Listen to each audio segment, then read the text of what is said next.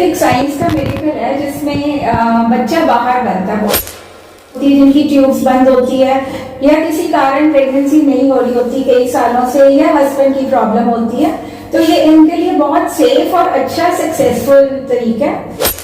जैसे कोई 40 इयर्स की पेशेंट आती है और बाहर से एग लेते हैं, उनके सबसे ज्यादा हाई चांस होते हैं प्रेगनेंसी के 60 to 70%। इसमें छुपाने घबराने की कोई बात नहीं है, ये आपका अपना ही बच्चा है। कि साइंस ने 20-20 साल की स्टडीज हो गई हैं, सब बच्चे देखें दे आर नॉर्मल। ये इसकी टेक्निक करके एज सच कोई प्रॉब्लम नहीं। देख रहे हो न्यूज़ फटाफट। ਅੱਜ ਦੀ ਖਾਸ ਖਬਰ ਖਾਸ ਗੱਲ ਲੈ ਕੇ ਆਏ ਆ ਡਾਕਟਰ ਮੋਨਿਕਾ ਵਰਮਾ ਕੋਲ, ਜਿਹੜੇ ਕਿ ਸਾਨੂੰ ਦੱਸਣਗੇ ਕਿ ਜਿਹੜੇ ਨਿਸੰਤਾਨ ਲੋਕ ਨੇ, ਬੇਔਲਾਦ ਲੋਕ ਨੇ, ਉਹ ਆਪਣੇ ਆਪ ਨੂੰ ਕਿਵੇਂ ਔਲਾਦਵਾਨ ਬਣਾ ਸਕਦੇ ਨੇ, ਕਿਉਂਕਿ ਇਹ ਜਿਹੜੀ ਪ੍ਰੋਬਲਮ ਹੈ ਉਹ 올ਡ ਏਜ ਦੇ ਵਿੱਚ ਜਾ ਕੇ ਵੀ ਕਾਫੀ ਨੂੰ ਪਰੇਸ਼ਾਨ ਕਰਦੀ ਹੈ ਕਿ ਜਿਨ੍ਹਾਂ ਦੇ ਕੋਈ ਸੰਤਾਨ ਨਹੀਂ ਹੁੰਦੀ, ਤੇ ਅਦਰਵਾਈਜ਼ ਹਰ ਬੰਦਾ ਚਾਹੁੰਦਾ ਕਿ ਉਸਦੇ ਸੰਤਾਨ ਹੋਵੇ, ਜਿਹੜਾ ਉਹਦਾ ਵੰਸ਼ ਹੈ ਉਹ ਅੱਗੇ ਵਧੇ। ਸੋ ਡਾਕਟਰ ਮੋਨਿਕਾ ਵਰਮਾ ਨਾਲ ਗੱਲ ਕਰਾਂਗੇ, ਉਹ ਦੱਸਣਗੇ ਸਾਨੂੰ ਕਿ ਜਿਹੜਾ ਇੱਕ ਇਹ ਟੈਕਨੀਕ ਹੈ IVF ਜਿਹੜੀ ਟੈਕਨੀਕ ਹੈ ਉਹ ਕਿਵੇਂ ਲੋਕਾਂ ਨੂੰ ਸੰਤਾਨਵਾਨ, ਕਿਵੇਂ ਲੋਕਾਂ ਨੂੰ ਔਲਾਦ ਦੇ ਸਕਦੀ ਹੈ। ਹਾਂਜੀ ਡਾਕਟਰ ਸਾਹਿਬ ਨਮਸਕਾਰ ਜੀ। नमस्कार जी। ਡਾਕਟਰ ਸਾਹਿਬ ਇਹ ਜਿਹੜੀ IVF ਟੈਕਨੀਕ ਹੈ ਇਹ ਕੀ ਚੀਜ਼ ਹੈ, ਇਹਦੇ ਬਾਰੇ ਦੱਸੋ ਲੋਕਾਂ ਨੂੰ। IVF एक साइंस का मेडिकल है जिसमें बच्चा बाहर बनता है, बॉडी से बाहर बनता है इन द लैब। सो ये दिस इज अराउंड 40 साल हो गए इस टेक्निक को आए, और इसमें बहुत एडवांसमेंट्स और आगे से बहुत सिंप्लीफाई होगी एंड मोर सक्सेसफुल। इसमें जिन पेशेंट्स को उम्मीद ही नहीं होती, जिनकी ट्यूब्स बंद होती है या किसी कारण प्रेगनेंसी नहीं हो रही होती कई सालों से, या हस्बैंड की प्रॉब्लम होती है, तो ये इनके लिए बहुत सेफ और अच्छा सक्सेसफुल तरीका है। एंड इसमें वी हैव सीन के जो बच्चे होते हैं वो भी नॉर्मल होते हैं, जो प्रेगनेंसीज होती हैं उनको थोड़ा सा मॉनिटर करना पड़ता है। किसी किसी को BP या डायबिटीज की प्रॉब्लम आती है, पर अगर पेशेंट को पहले से कंट्रोल किया जाए, उसका सारा चेकअप हुआ जाए एंड मेडिसिन दी जाए, तो इट इज कंट्रोल हो जाता है और सक्सेसफुली प्रेगनेंसी हो जाती है, डिलीवरी तक एवरीथिंग सारा कुछ ठीक रहता है। ਡਾਕਟਰ ਸਾਹਿਬ ਜਿਵੇਂ ਤੁਸੀਂ ਦੱਸਿਆ ਕਿ ਟਿਊਬਸ ਦੀ ਗੱਲ ਤੁਸੀਂ ਦੱਸੀ ਕਿ ਟਿਊਬਸ ਬੰਦ ਹੋ ਜਾਂਦੀਆਂ, ਤਾਂ ਟਿਊਬਸ ਦਾ ਤੁਸੀਂ ਸਮਝਾਓ ਵੀ ਕਿਵੇਂ ਟਿਊਬਸ ਦੀ, ਡਾਕਟਰ ਸਾਹਿਬ ਕਿਵੇਂ ਗੱਲ। ये देखो, ये ऐसे होते हैं, यूट्रस के साथ 2 ट्यूब्स होती हैं, 2 ओवरीज होती हैं। कईयों की किसी कारण इन्फेक्शन के कारण ये ट्यूब्स बंद होती हैं, दीज ट्यूब्स। अगर ये ट्यूब्स बंद है तो फिर वो पेशेंट प्रेग्नेंट हो ही नहीं सकती। तो ऐसे पेशेंट्स के लिए ये फिर एग बाहर निकालते हैं, हस्बैंड का सीमन बाहर, स्पर्म्स बाहर लेके उनको बाहर लैब में बच्चा बना के उसको इंक्यूबेटर्स में रखते हैं 3 to 5 डेज के लिए।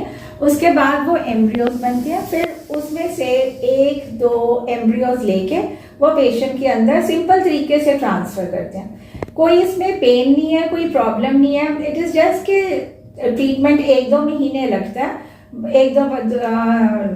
3-4 बारी हॉस्पिटल आना पड़ता है, बट इट इज सिंपल है एंड सक्सेसफुल है। कई पेशेंट्स की ट्यूब्स ठीक होती है पर किसी और कारण प्रेगनेंसी नहीं हो पाती, एक्सक्यूज मी, लाइक उसकी एज ज्यादा हो जाती है या लाइक 10-15 साल हो जाते हैं, किसी भी कारण प्रेगनेंसी नहीं होती जिसमें हमें रीजन नहीं मिलता, तो उन पेशेंट्स के लिए भी it is very good. Then कई पेशेंट्स होते हैं जिनके किसी कारण, किसी बीमारी के कारण या अपने आप से पीरियड्स ही बंद हो जाते हैं, जैसे 20 साल की लड़की, 25 साल की लड़की, उनके पीरियड्स ही नहीं आते, तो उनकी ओवरीज काम करना बंद कर जाती है। फिर इन पेशेंट्स को अदरवाइज तो प्रेगनेंसी हो ही नहीं सकती, बट विद IVF किसी एग डोनर पेशेंट का एग लेके, जो कि लीगली अलाउड है, वी कैन एग लेके किसी हेल्दी पेशेंट का जिसके बच्चे हैं, वो एग लेके, हस्बैंड का स्पर्म लेके प्रेगनेंसी बना के फिर वो एम्ब्रियोज उस पेशेंट के अंदर रख देते हैं, तो वो बॉडी इसको एक्सेप्ट करती है, देयर इज नो प्रॉब्लम। पर किसी किसी पेशेंट का थोड़ा सा BP हाई हो जाता है because of IVF pregnancy, otherwise pregnancy ठीक रहती है और हेल्दी बच्चे होते हैं। ठीक है ਡਾਕਟਰ ਸਾਹਿਬ ਦੱਸੋ ਵੀ ਜਿਵੇਂ ਤੁਸੀਂ ਦੱਸਿਆ ਕਿ ਮਤਲਬ ਜਿਹੜੇ ਬੰਦੇ ਕਈ ਵਾਰ ਪ੍ਰੈਗਨੈਂਸੀ ਦੇ ਵਿੱਚ ਜਦੋਂ ਡਿਲੀਵਰੀ ਹੁੰਦੀ ਹੈ, ਡਿਲੀਵਰੀ ਤੋਂ ਬਾਅਦ ਟਿਊਬਸ ਬੰਦ ਕਰਵਾ ਦਿੰਦੀਆਂ ਨੇ ਲੇਡੀਜ਼, ਜੇ ਉਹ ਟਿਊਬਸ ਬੰਦ ਕਰਵਾਉਂਦੇ ਉਸ ਤੋਂ ਬਾਅਦ ਵੀ ਜੇ ਬੰਦਾ ਦੁਬਾਰਾ ਤੋਂ ਇਸ ਚੀਜ਼ ਨੂੰ ਅਡਾਪਟ ਕਰਨਾ ਚਾਹਵੇ, ਵੀ ਕਿਸੇ ਨੇ ਮਤਲਬ ਕਈ ਵਾਰ ਰੀਮੈਰਿਜ ਕਰਾਉਣੀ ਪੈਂਦੀ ਹੈ ਹਨਾ, ਕਈ ਵਾਰ ਇਹ ਹੁੰਦਾ ਕਿਸੇ ਬੱਚੇ ਦੀ ਡੈਥ ਹੋ ਜਾਵੇ ਹਨਾ, ਤਾਂ ਵੀ ਡਾਕਟਰ ਸਾਹਿਬ ਉਸ ਦੀ ਲੋੜ ਪੈਂਦੀ ਹੈ, ਸੋ उसਦੇ ਵਾਸਤੇ भी ਇਹ ਚੀਜ਼ ਜਿਹੜੀ ਕਾਰਗਰ ਹੈਗੀ।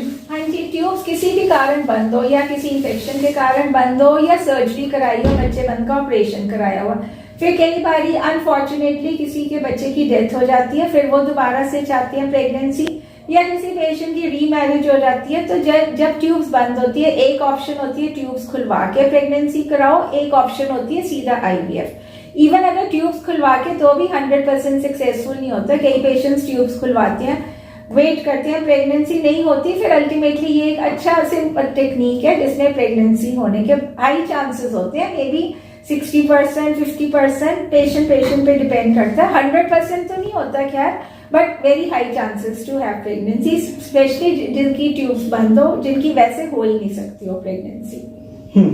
सो डॉक्टर साहब, ਇਹ ਜਿਹੜੀ ਤੁਸੀਂ ਦੱਸ ਰਹੇ ਹੋ ਵੀ ਮਤਲਬ ਇਹਦੇ ਵਿੱਚ ਕੀ ਇਨਸਿਕਿਉਰਿਟੀ ਜਾਂ ਜਿਹੜੇ ਸਕਸੈਸ ਰੇਟ ਕਿੰਨਾ ਹੈ ਤੇ ਇਨਸਿਕਿਉਰਿਟੀ ਕਿੰਨੀ ਹੈ, ਵੀ ਜਿਹੜਾ ਪੇਸ਼ੈਂਟ ਹੈ ਉਸ ਨੂੰ ਵਰੀ ਕਰਨ ਦੀ ਲੋੜ ਹੈ ਜਾਂ नहीं है? हाँ, जब पेशेंट आता है सबसे पहले वो यही पूछता है कि हम 100%, उन्हें लगता है कि हमने टेस्ट ट्यूब कराया तो 100%, तो पेशेंट को समझाना पड़ता है कि मतलब after even doing the best 100% नहीं होता, it is patient to patient पे डिपेंड करता है। किसी पेशेंट की कोई प्रॉब्लम्स होती है एग की, तो उनके 40% चांस, 50%, एंड पर अगर कोई जैसे कोई 40 इयर्स की पेशेंट आती है और बाहर से एग्स लेते हैं, उनके सबसे ज्यादा हाई चांस होते हैं प्रेगनेंसी के 60 to 70%। So it patient to patient पे डिपेंड, बट हमें उन्हें समझाना पड़ता है कि 100% नहीं है, चाहे जो मर्जी कर लो। ऑल ओवर द वर्ल्ड अभी तक ये साइंस इतनी डेवलपमेंट नहीं पता चल सकी कि क्यों नहीं 100%, कि अगर हम अच्छे एम्ब्रियोज भी डालें सब कुछ ठीक हो फिर भी। सो ये एक्सप्लेन करना पड़ता है। देन सबसे ज्यादा इसकी प्रॉब्लम जो हम पेशेंट्स को बताते हैं कि ट्विंस होने की प्रॉब्लम होती है, क्योंकि अगर हम एक एम्ब्रियो डालें तो प्रेगनेंसी होने के चांस 10 to 15% है, अगर हम 2 एम्ब्रियोज डालें तो प्रेगनेंसी होने के चांस 40 to 50% होते हैं। तो पेशेंट्स को होता है कि इतना उनके पास पैसे, फाइनेंसेस की प्रॉब्लम होती है कि 2-3 साइकिल्स कराने की जगह वो कहते हैं कि हमारे 2 एम्ब्रियोज डाल दो ताकि 40 to 50% चांस हो, तो उसमें फिर 20% पेशेंट्स में ट्विंस होते हैं। सो ट्विंस की प्रेगनेंसी की अपनी प्रॉब्लम होती है, प्री मेच्योरिटी की, बच्चा जल्दी हो जाए, वो इश्यू है, पर other than that the pregnancy ठीक रहती है। अब जैसे कई कंट्रीज में बाहर, जैसे मेनी यूरोपियन कंट्रीज में, वहाँ लीगल इश्यू है कि सिर्फ एक एम्ब्रियो डाल सकते हैं, एक से ज्यादा नहीं डाल सकते, ताकि ट्विंस की प्रॉब्लम नहीं आए। इंडिया में हमारे रूल्स हैं, अभी रिसेंटली ART बिल पार्लियामेंट में पास हुआ है रिगार्डिंग इट, पर उसमें we don't have any limitation कि मतलब 1 to 2 embryos are to be transfer, but as such ये नहीं है कि only 1 is to be transferred जैसे बाहर की कंट्रीज, कई कंट्रीज में है, तो उसके कारण ट्विंस होने के ज्यादा चांस हो जाते हैं। ਡਾਕਟਰ ਸਾਹਿਬ, ਜਿਵੇਂ ਤੁਸੀਂ ਦੱਸਿਆ ਕਿ ਜਿਹੜਾ ਫਸਟ ਬੇਬੀ ਸੀਗਾ ਉਹ 76 ਦੇ ਵਿੱਚ 1976 ਦੇ ਵਿੱਚ, ਜਿਹੜਾ ਪਹਿਲਾ ਬੇਬੀ ਹੋਇਆ ਇਸ ਤੋਂ ਉਹ ਮਤਲਬ ਅਰਾਊਂਡ 45 ਸਾਲ, 45 46 ਏਜ ਉਹਨਾਂ ਦੀ ਹੋ ਗਈ ਹੈ, ਤੇ she is very healthy. So doctor ਸਾਹਿਬ, ਇਹ ਜਿਹੜੀ ਚੀਜ਼ਾਂ ਹੈਗੀਆਂ ਅੱਜ ਦੇ ਸਮਾਜ ਦੇ ਵਿੱਚ ਮਤਲਬ ਕੋਈ ਵਿਦਆਊਟ ਰਿਸਕ ਹੈ, ਇਹਦੇ ਵਿੱਚ ਕੋਈ ਰਿਸਕ ਤਾਂ ਨਹੀਂ, ਮਤਲਬ ਇਨ ਫਿਊਚਰ ਜੇ ਕੋਈ ਜਿਹੜੇ ਪੇਰੈਂਟਸ ਵਰੀ ਕਰਦੇ ਨੇ ਉਹਨਾਂ ਨੂੰ ਇਸ ਦੇ ਵਾਸਤੇ ਕੋਈ ਰਿਸਕ ਦੀ ਤਾਂ ਨਹੀਂ ਉਹਨਾਂ ਨੂੰ ਲੱਗਦਾ ਵੀ ਇਹਦੇ ਵਿੱਚ ਕੋਈ? हाँ, सबसे पहले पेशेंट पूछता है, किसी को पता तो नहीं चलेगा कि IVF प्रेगनेंसी का बच्चा, पेशेंट्स को एक स्टिग्मा लगता है, वो बताना नहीं चाहते कि हमने टेस्ट ट्यूब बेबी, क्योंकि लोग सोचते हैं कि लैब में हुआ है, इनका बच्चा ही नहीं, बाहर आर्टिफिशियल तरीके से बच्चा। सो पेशेंट्स को ओपनली उनको एक्सेप्ट करना चाहिए, सोसाइटी को एक्सेप्ट करना चाहिए that these are normal kids, तो ये तुम्हारे अपने ही बच्चे हैं, there is nothing to hide, कि इसमें छुपाने घबराने की कोई बात नहीं है, ये आपका अपना ही बच्चा है। सो दैट, एंड ये बच्चों की अब तो बहुत साइंस ने स्टडी कर ली, क्योंकि the eldest baby is 40+ lady, so 20 years तक की स्टडी होगी बच्चों की, उनकी ग्रोथ की, कैसे उनकी ग्रोथ चल रही है, IQ चल रही है, उनकी स्कूल परफॉर्मेंसेस, डिजीजेस की, एंड मोस्ट सारा यही पॉइंट कर रहा है कि ये बच्चे हेल्दी है। हमने भी अपने बच्चे स्टडी किए हैं, 8 साल 10 साल हो गए, 8 साल के, हमने अपना डाटा एश्रे सोसाइटी, वर्ल्ड की बेस्ट IVF सोसाइटी में दिए, वहाँ it was published and presented कि 8 इयर्स की स्टडी जो हमारे पास बच्चे हुए हैं उनको फॉलो अप किया, उन्हें बुलाया, उनकी हाइट, वेट, पैरामीटर्स, उनके IQ सारा चेक किया, so the babies are normal, so like जैसे बाकी बच्चे होते हैं। सो कोई ऐसा स्टिग्मा नहीं है कि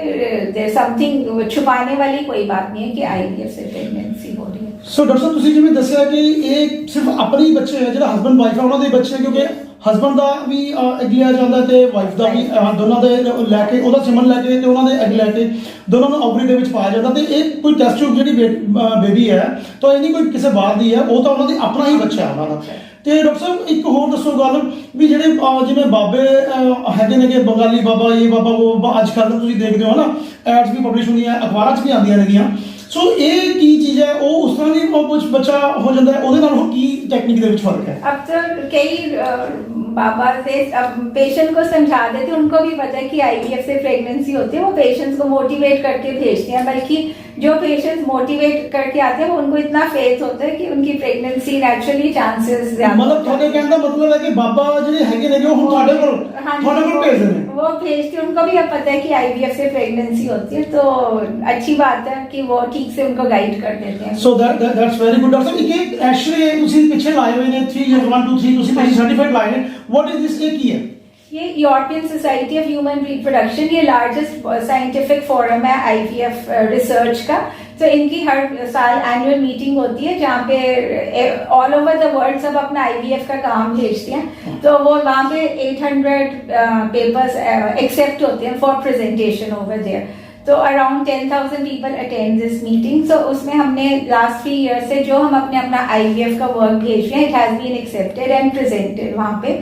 तो जैसे हमने अपने बच्चों की ग्रोथ स्टडीज, आईवीएफ की प्रेगनेंसी, आईवीएफ के रिजल्ट्स, अब भी हम भेज रहे हैं नया तरीका है ना, way to get better results in IVF, वो हम भेज रहे हैं, देखते हैं एक्सेप्ट होता है कि नहीं। But at least Patiala is on the world map of IVF. So doctor साहब ਤੁਸੀਂ ਕਹਿਣਾ ਚਾਹੁੰਦੇ ਹੋ ਵੀ ਮਤਲਬ ਕਿਸੇ ਵੀ ਏਜ ਦੇ ਵਿੱਚ ਜਿਵੇਂ ਅਰਾਊਂਡ 45 50 55 ਦੀ ਜਿਹੜੀ ਏਜ ਹੈ ਉਹ ਤੁਸੀਂ ਉਹਦੇ ਵਿੱਚ ਆਈਵੀਐਫ ਆਪਾਂ ਕਰਵਾ ਸਕਦੇ ਹਾਂ। ਮਤਲਬ ਇਸ ਤੋਂ ਜਦੋਂ ਵੱਡੀ ਏਜ ਹੋ ਜਾਂਦੀ ਹੈ ਤਾਂ ਕੁਝ ਦਿੱਕਤ ਪਰੇਸ਼ਾਨੀ ਆਉਂਦੀ ਹੈ ਜਾਂ ਕੁਝ ਜਿਹੜੇ ਚਾਂਸਸ ਨੇ ਪ੍ਰੈਗਨੈਂਸੀ ਦੇ ਉਹ ਘਟ ਜਾਂਦੇ ਨੇ, ਮਤਲਬ ਇਹ ਇਸ ਤਰ੍ਹਾਂ ਦਾ ਵੀ ਕੁਝ ਤੁਹਾਡਾ ਕਹਿਣਾ ਹੈ? प्रेगनेंसी के चांस नहीं घटते आईवीएफ से, क्योंकि हमने डोनर एग लेना होता है, पर पेशेंट के लिए रिस्की होता है। कई पेशेंट्स न्यूज़पेपर्स में देखते हैं कि एल्डरली पेशेंट्स 8 साल 65 इयर्स की एड्स आती हैं कि इतने एल्डरली पेशेंट्स के बच्चे हो गए। पर अगर एक पेशेंट की एड आती है, कई पेशेंट्स हैं जिनको प्रॉब्लम भी हुई होती है जो उनको नहीं दिखता।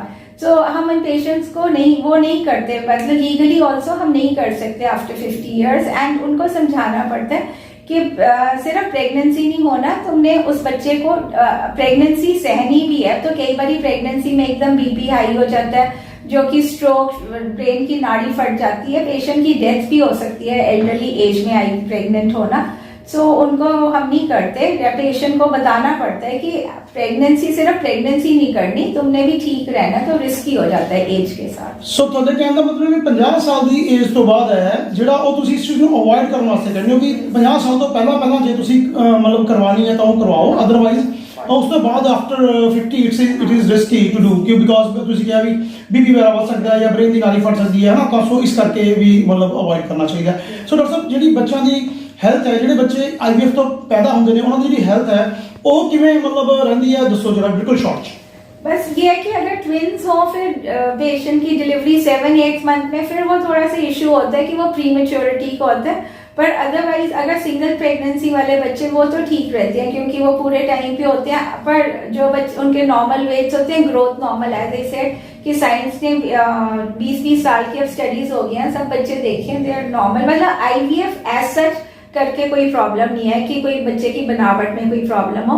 पर ये पेशेंट्स वैसे ही इनफर्टिलिटी की होती हैं, तो कोई भी इनफर्टिलिटी पेशेंट उसके बच्चे को एक नॉर्मल पेशेंट से ज्यादा प्रॉब्लम आ सकती है। तो वैसे ही आईवीएफ के पेशेंट्स के हैं, पर आईवीएफ की टेक्निक करके एज सच कोई प्रॉब्लम